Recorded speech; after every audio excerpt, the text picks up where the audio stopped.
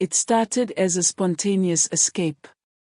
Amelia Gray hadn't planned on spending the weekend in a remote cabin with 5 men she barely knew, but then again, not much in her life had gone to plan lately. After a painful breakup and a draining job, the offer to get away sounded like exactly what she needed. Maddie, her roommate, was supposed to join too, but a last-minute emergency left Amelia on her own. "It'll be fine," she told herself, staring at the dense stretch of Oregon forest outside the car window. Just one night. The cabin sat deep in the woods, hidden from the road and choked by pine trees so tall they blocked out the sky. There was no cell signal, no neighbors, no way to call out. Logan, the host, greeted her with a confident grin and a beer already in hand. He introduced the others casually, like they'd all been expecting her. Jaden, quiet and sharp-eyed. Marcus, the loud joker. Travis, unreadable and aloof. Liam, awkward and polite. They were friendly enough, and Amelia quickly found herself swept into the warmth of the fire pit and the taste of cheap wine. At first, everything felt normal. Fun, even. They joked. Shared stories. Played music. But the longer she stayed, the more details started to shift out of place, little things that didn't sit right. Logan made a comment about a book she liked. She hadn't mentioned it. Jaden hummed a song she only listened to when she was alone.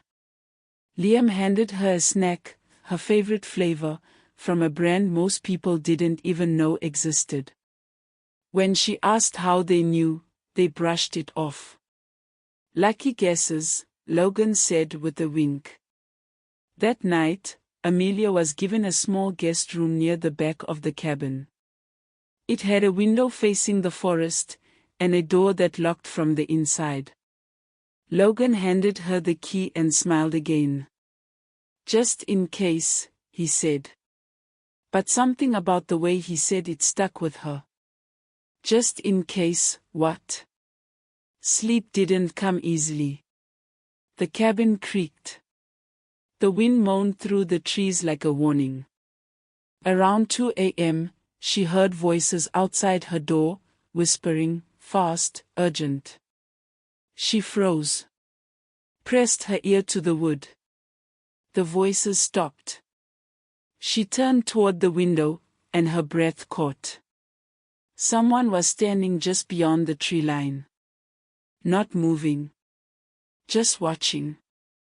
A dark figure, tall and unmoving. Her heart pounded.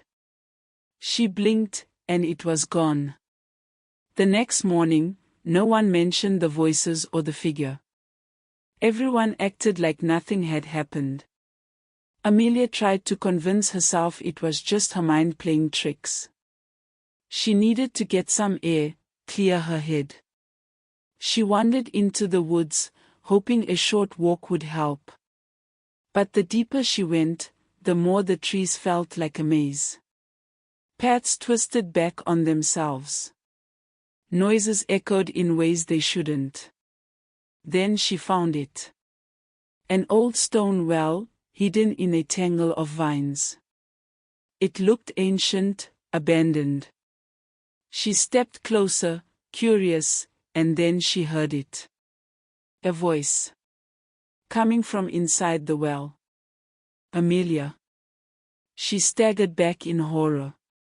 The voice was soft, delicate, but unmistakably her name. She turned and ran, branches tearing at her arms.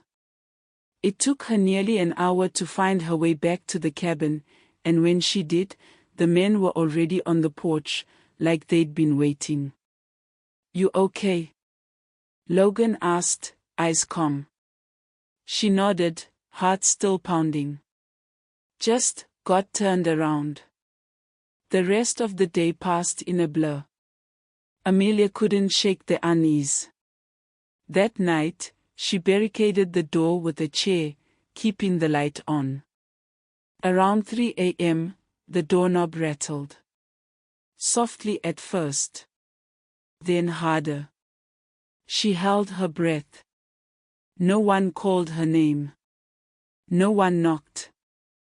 Just the slow, careful turn of a knob that wasn't supposed to move. Then it stopped. Morning came, and just like that, the trip was over. "We're heading out," Marcus said casually. "Hope it was a good break." They packed their things and left. No questions. No goodbyes. No one mentioned the well. Or the whispers. Or the figure. They drove back to the city.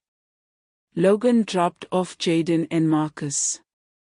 Travis disappeared into his apartment without a word. Liam promised to stay in touch but never called. Within a week, each of them returned to their normal lives. And that's when it started. Jaden began hearing his name whispered in the dark. At first, he thought it was stress.